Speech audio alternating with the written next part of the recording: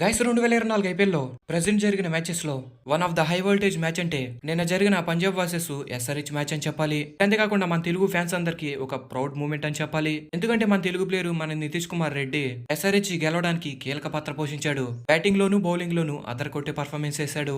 ఎర్లీగా wickets పడిపోతున్నప్పటికీ మనడు 2 down లో batting వచ్చి స్టార్టింగ్ లో కొన్ని బాల్స్ డాట్స్ ఆడి ఇంకా తర్వాత కొట్టాడు, అదర్ కొట్టేశాడు. ఐపీఎల్లో ఒక 20 మ్యాచెస్ ఆడి అనుభవం ఉన్న ప్లేయర్ ఎలాగైతే ఆడతాడో అంత మెచ్యూర్గా ఇంకా కాన్ఫిడెన్స్గా నిన్న జరిగిన మ్యాచ్లో నితీష్ కుమార్ రెడ్డి ఆడడం జరిగింది. ఈ పర్ఫార్మెన్స్ చూశాక నేనైతే ఫుల్ హ్యాపీ. మీకు కూడా నచ్చితే వీడియోకి ఒక లైక్ వేసుకోండి. ఇంకా మ్యాటర్కి వచ్చేస్తే ఈ మ్యాచ్ జరిగింది పంజాబ్ హోమ్ గ్రౌండ్ లో. అయితే టాస్ గెలిచిన పంజాబ్ బౌలింగ్ తీసుకోవడం జరిగింది. ఎందుకంటే ఆ పిచ్ బౌలింగ్ కి సూపర్ గా ఉంటది. ఎర్లీగా మంచి స్టార్ట్ ఇచ్చినప్పటికీ ఒక్కొక్క వికెట్ కోల్పోవడం జరిగింది. ట్రివెస్ హెడ్ 21 రన్స్ కొట్టి అవుట్ అయ్యాడు. ఇంకా నెక్స్ట్ అభిషేక్ కూడా 16 రన్స్ కొట్టి అవుట్ అయ్యాడు. ఇంకా తర్వాత బ్యాటింగ్ వచ్చిన మర్కరం అయితే డక్అవుట్ అయ్యాడు. ఈ సిచ్యువేషన్ లో బ్యాటింగ్ వచ్చిన నితీష్ కుమార్ రెడ్డి నేను ప్రీవియస్ లో చెప్పినట్లుగా ఎర్లీగా కొన్ని బాల్స్ డాట్ ఆడాడు. ఎందుకంటే పిచ్ కండిషన్ ని అలవాటు చేసుకోవడానికి. అయితే ఆపోజిట్ హ్యాండ్ లో ఉన్న బ్యాటర్స్ కూడా పెద్దగా బౌండరీస్ అయితే కొట్టట్లేదు. వాళ్ళు కూడా 10 to 5 బాల్స్ ఆడి అవుట్ అయిపోతున్నారు. ఈ సిచ్యువేషన్ లో నితీష్ కుమార్ రెడ్డి కౌంటర్ అటాక్ చేశాడు. వికెట్స్ పడుతున్నప్పటికీ హిట్టింగ్ వెళ్ళిపోయాడు. నితీష్ కుమార్ రెడ్డి ఈ మ్యాచ్ లో 37 బాల్కి 64 రన్స్ కొట్టాడు.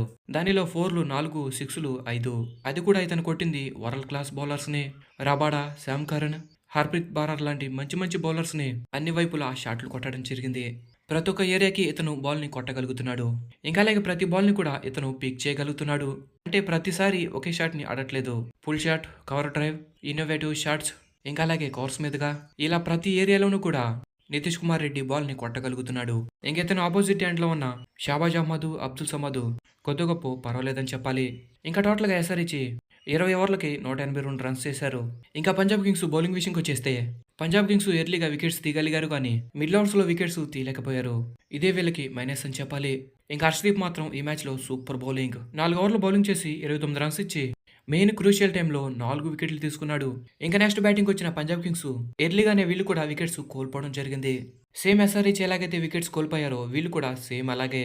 టాప్ 3 బ్యాటర్స్ ఎవరు మంచిగా బ్యాటింగ్ చేయలేదు. ఇంకా నెక్స్ట్ శామ్ కర్ను, సికిందర్ రాజా పర్వాలేదనిపించారు. ఇంకా వాళ్ళ తర్వాత బ్యాటింగ్ వచ్చిన యంగ్స్టర్ శశాంక్ సింగ్ మాత్రం అదర్ కొట్టాడు. ఇంకా అదంతో పాటు అశుతోష్ శర్మ కూడా ఈ మ్యాచ్ లో ఎస్ఆర్హెచ్ కి వణుకు పుట్టించాడని చెప్పాలి. శశాంక్ సింగ్ ఈ మ్యాచ్ లో 25 బాల్కి 46 రన్స్ కొట్టాడు. ఇంకా అశుతోష్ కూడా 15 బాల్కి 33 రన్స్ కొట్టాడు. ఇలా వీళ్ళిద్దరు పార్ట్నర్షిప్ ఎస్ఆర్హెచ్ కి వణుకు పుట్టించింది అని చెప్పాలి.